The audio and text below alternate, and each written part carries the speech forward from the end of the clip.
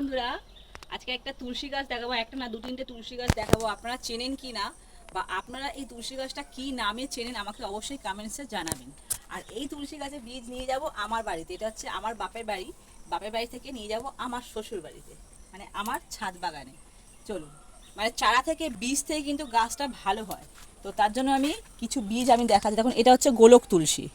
এই তুলসীর পাতাগুলো বেশ বড় বড় হয়। দেখুন, এটা সবে উঠছে তো সেই জন্য অতটা বোঝা যাচ্ছে না। এই পাতাগুলো বেশ বড় বড় হয়।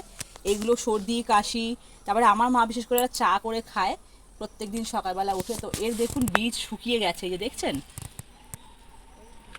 শুকিয়ে গেছে। তো এই বীজটা আমি তুলবো, তুলে আমি দেখাচ্ছি। দেখুন, এই যে দেখুন, এবার আমি এটা ঘষছি। দেখুন, বুঝতে পারবেন আপনারা কত সুন্দর দেখুন বীজ হয়েছে। এইগুলো যেখানে ফেলবেন, এখন যেহেতু বর্ষাকাল, তো অনায়াসে গাছ হয়ে যাবে। আর বীজ থেকে গাছ হলে সে গাছ কিন্তু মরে না। তো এই বীজগুলো আমি নিয়ে যাব আমার ছাদ বাগানে। এই তুলসী গাছটা করব। এগুলো বাচ্চাদের জন্য খুব ভালো, সর্দি কাশি হলে বাচ্চাদেরকেও আপনারা খাওয়াতে পারেন। চলুন, এটা আগে রেখে দিই, তারপরে আরও একটা তুলসী গাছ দেখাচ্ছি আপনাদের। তো আমি এখানে সব জমিয়ে রাখছি তুলসীর বীজগুলো। তো আর একটা গাছ দেখাচ্ছি এখানে, আসুন বন্ধুরা। এটা হচ্ছে মশলা তুলসী।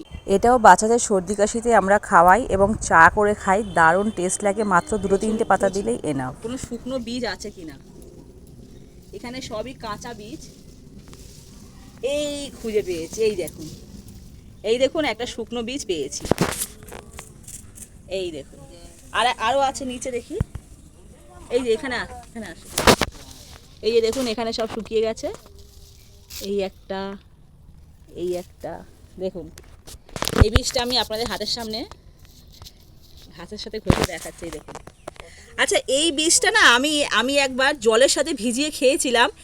যেমন চিয়া সিড হয় না, চিয়া সিড ভিজালে যেরকম দেখবেন সাদা সাদা হয়ে ফুলে যায়, এই দানাগুলো সেম ফুলে ফুলে যায়। আর বেশ ক্রাঞ্চি ক্রাঞ্চি লাগে এই দানাগুলো খেতে। তো আপনারা একবার ট্রাই করে দেখতে পারেন, যাদের বাড়িতে গাছ আছে অনেক দানা হয়। একটু জলে ভিজিয়ে দেবেন, দেখবেন ফুলে ফুলে যাচ্ছে চিয়া সিডের মতো। খেতে দারুণ লাগে কিন্তু। চলুন, এই দানাগুলো আমি রেখে দিই।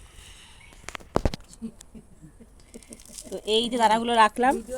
আরও একরকম তুলসী গাছের বীজ নেওয়া বাকি আছে। দেখেছেন, এটা হচ্ছে একটা পাতাবাহার গাছ। এটার আসল নাম হচ্ছে কলিয়াস উদ্ভিদ। তো অনেকে এটা পাতাবাহার বলে। তো এই গাছের একটা চারা আমি নেব। ভাই অনেকগুলো ডাল এখানে কাটিং করে করে ওই দিকে বসিয়েছে। চলুন দেখাচ্ছি।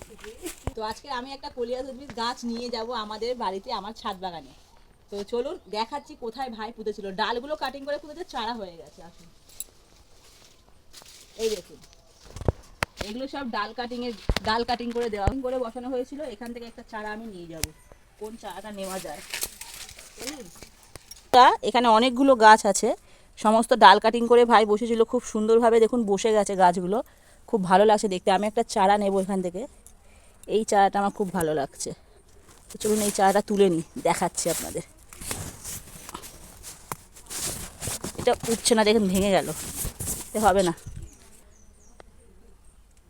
তো এটা উঠছে না, একটা অন্য কিছুতে তুলতে হবে। ছোট গাছ একটা তুলি। ওদিক দিয়ে আমি তুলছি, ওদিকে আমার ছেলে বলছে মামা তোমাকে দেবে। দেখা যাক, এটা তুলি। এগুলো কিন্তু সব চারা তৈরি হয়ে গেছে। এই দেখুন, এই দেখুন, দেখুন চারা তৈরি হয়ে গেছে। এই শিকড় বেরিয়ে গেছে, এটা আমি নিয়ে যাই। হ্যাঁ, একটা চারা পাওয়া গেল, একটা ডাল ভেঙে গেল, এটাই পুঁতে দেবো। তো এই যে নিয়েছি দু রকমের বীজ তুলসী গাছের, আর এই যে নিলাম আমার কলিয়াস উদ্ভিদ। তো এইগুলো কালেক্ট করে নিয়ে যাচ্ছি, বাড়িতে গিয়ে আপনাদের দেখাবো। হ্যালো বন্ধুরা, এটা হচ্ছে আমার বাপের বাড়ির পাশের বাড়ি, কাকিমার বাড়ি। তো এই বাড়িতে দেখুন তুলসী গাছ হয়েছে। দেখুন আমার বাপের বাড়ি তো এই তুলসী গাছ ভরে যায়, এখন ছোট ছোট আছে।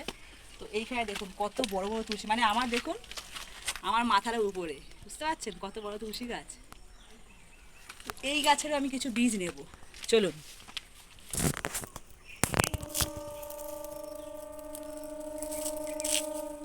দেখুন এর বীজগুলো বের করে দেখাচ্ছি। এই দেখুন,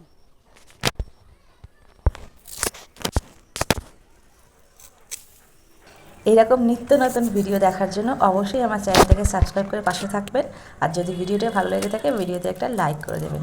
তো আজকের এই পর্যন্তই, দেখা হচ্ছে অন্য কোনো নতুন ভিডিওর সাথে। টাটা।